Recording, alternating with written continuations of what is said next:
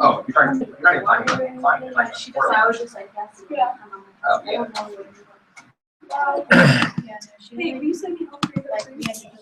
Okay, guys, we're gonna get started.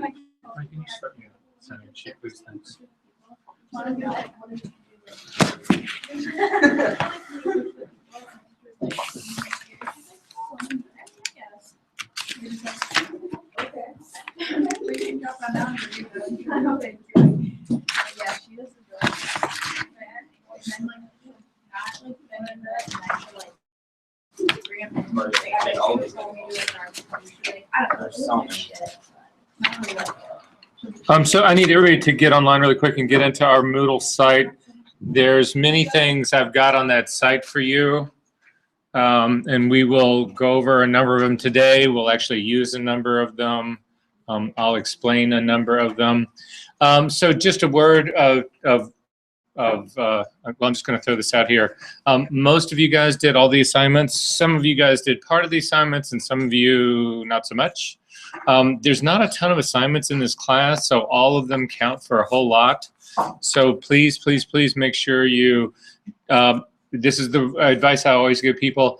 It's more important for you to do the current assignments than it is to do the ones you're missing, but it's also important that you eventually get to the ones that you are missing before the end of this class, the end of this 5-week period. So just throwing that out there. The results from the cost of doing business calculator were pretty consistent with what they were last semester. I think they ranged from a low of 30,000, around 30,000, to a high of close to 100,000. Most of you guys were coming in around that $60,000 to $75,000, $80,000 a year range, which seems right, in my opinion, for a typical, maybe not where you're going to be the week that you leave Columbia College, but certainly where you want to be within a couple of years. I mean, that's going to be a system. If you can I think if you can get that, are doing that well, whatever, then you have a real good shot at a sustainable career. So I thought that part was actually pretty well done. It's something to, again, keep in your pocket and possibly revisit every year or so, for at least until you get things really going. The assignments for would have been nothing for you guys to turn in this week. Again, there was a whole lot of reading, but as far as what happened last week, so there's nothing actually really there to work on. In terms of what we're going to get to today, there was one thing missing that we didn't actually get to last week, and that's where I'm going to start today. I am still trying my best to do video recordings on this stuff. It seems like it starts out and works for about 45 minutes and then cuts off. I'm having trouble not only in this class, but other ones as well.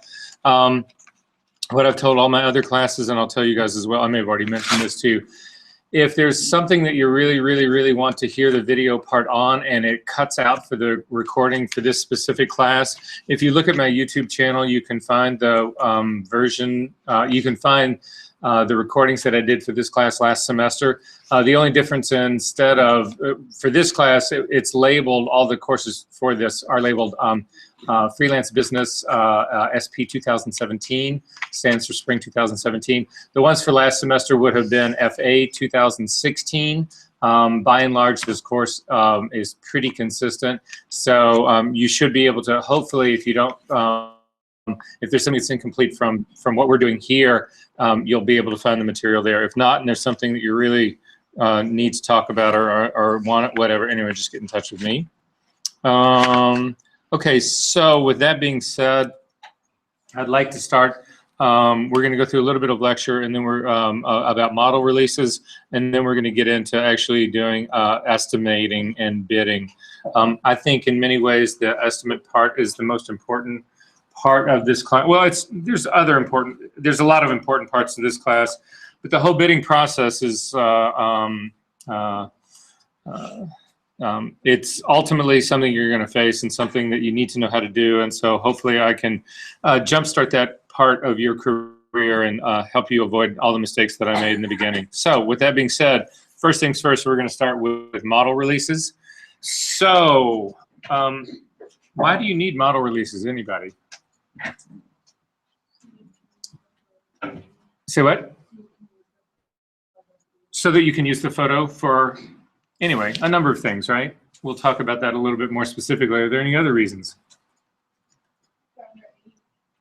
Underage would be a specific kind of release or a specific set of permissions that you would need, but yeah, it'll still fall under the same thing. Other reasons?